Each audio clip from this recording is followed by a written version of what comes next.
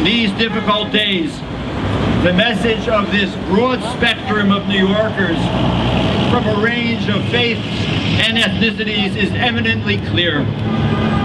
We stand with Israel. We stand with the people of Israel. We stand for the future of Israel and ultimately Shalom al Yisrael. We stand for an Israel at peace. So whether or not we're Muslim or whether or not we're Christian, now's the time for all of the people of faith to come together and to be able to say, we don't come here as supporters of Israel alone. We're supporters of democracy, and as Americans, we have no choice except to protect our friends and our brothers and our sisters. Shalom. We hope and pray that there will be a truce very soon. But in the meantime, our effort is to support the people of Israel and to displace and to support all of those displaced and traumatized during this time. The world preaches restraint, and Israel has shown restraint. But when Gazans fired more than 120 rockets into southern Israel in a single weekend, Israel had to take action to protect her citizens. No civilized nations of the world must see Hamas for what it is and acknowledge Israel's right to fight back against these terrorists. So I'm here as a representative of New York, as a member of Congress from New York, to say that we in the New York delegation are unified in standing with Israel in this time of need.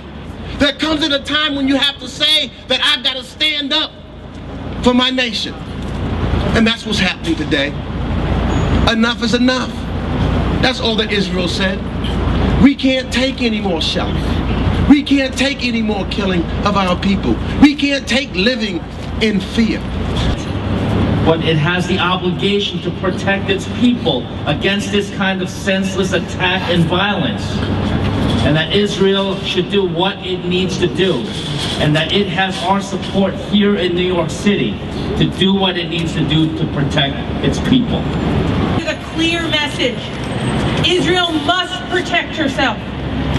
The international community must rally behind that right of Israel, because without Israel protecting herself, there will never, ever be peace. So on behalf of all New Yorkers, we stand in the strongest solidarity possible with the people of Israel, who have always stood with us in our darkest hours, and we will never, ever walk away from them and their right to define their own lives, to define their own homeland, and to protect themselves every time that they need to.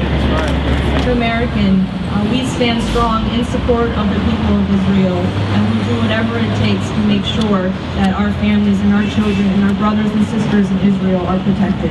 Thank you. If civilization means anything, it means that you have the right to defend yourself by any means necessary to stop the murderous attacks. So having them announce a ceasefire is terrific, but it can't end as long as the nations of the world allow Hamas to exist. We're here because freedom and justice and righteousness are personal for us. Self-defense is non-negotiable. Self-defense is non-negotiable. Self-defense is non-negotiable. A parent has a right to stand up for their child. A grandparent has a right to stand up for their families. And that's what this is really all about. I want you to know that we are moved by this display of support. I'm here to express my appreciation and the appreciation of the Israeli government to all the great friends that we have here, elected officials, spiritual leaders of their communities, and of course the leadership of the greatest Jewish community in the world, the Jewish community of New York. Thank you from the bottom of our hearts, and God bless you all. Thank you so much. We will stand with Israel every step of the way, and we hope and pray that somehow peace can be regained here at this moment. Those of us in New York, as Israel continues to come under attack and the missiles rain down, need to continue to show them that our resolve only strengthens, that we will not waver, that our support for Israel will grow. I come as a born-again religious Christian in support of Israel.